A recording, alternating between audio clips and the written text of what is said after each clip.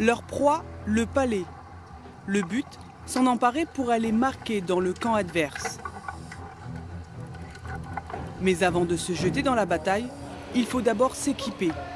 Palme, masque, tuba et un bonnet un peu particulier. C'est un bonnet qui est un bonnet de water polo à la base, qui est fait pour protéger les oreilles, pour éviter de prendre un coup sur les oreilles, et ce qui permet aussi de bien entendre sous l'eau quand il y a une alerte d'un arbitre. À chaque bonnet sa crosse, blanche ou noire. Sous l'eau, cela permet de différencier l'adversaire du coéquipier. Puis il y a ce gant un peu bizarre. C'est renforcé pour éviter de se râper au fond et prendre des coups sur les doigts. Lors d'un match, 2 équipes de 6 joueurs s'affrontent.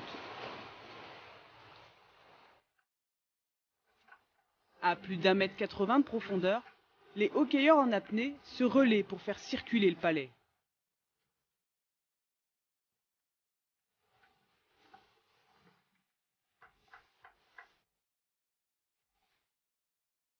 Et comme tout sport collectif, chacun a un poste à tenir.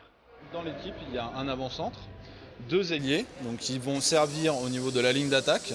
Et la ligne d'arrière, c'est 2 pivots, pivot gauche et pivot droit, et un arrière qui fait une couverture pour éviter les contres et vraiment venir intercepter les attaques des adversaires. Pour cela, il faut pousser ou shooter le palet en utilisant uniquement certaines parties de la crosse. Le palet doit toujours toucher la crosse à ce niveau-là. Donc comme on dit, au niveau de la crosse, devant la crosse ou en intérieur crosse. Si on touche avec le poing ou avec le pouce, c'est interdit. Vu d'en haut, un match de hockey subaquatique peut parfois donner l'impression d'un grand fouillis ou d'un gros bouillon. Mais il ne s'agit là que d'une impression. C'est plus un jeu de placement. Et effectivement, le fait qu'on soit en 3 dimensions, les gens viennent sur le dessus, sur les côtés, etc., donne l'impression qu'on se fait toujours un peu maltraiter au fond de l'eau, mais c'est pas le cas. C'est surtout un jeu de tactique et d'observation.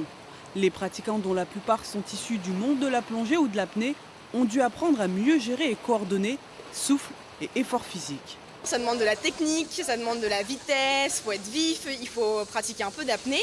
Mais finalement, d'avoir cette cohésion, puis c'est vraiment un jeu de groupe, d'équipe surtout. On se prend tout de suite au jeu et finalement c'est super sympa et franchement ça procure un plaisir fou, on s'amuse vraiment, quoi. Inventée par les Anglais dans les années 50, la discipline est apparue plus tard en France. On compte aujourd'hui une dizaine de clubs dans la région. Dans le temps, il y a eu un club qui était très bon sur 3, qui était le Suba, voire très très bon.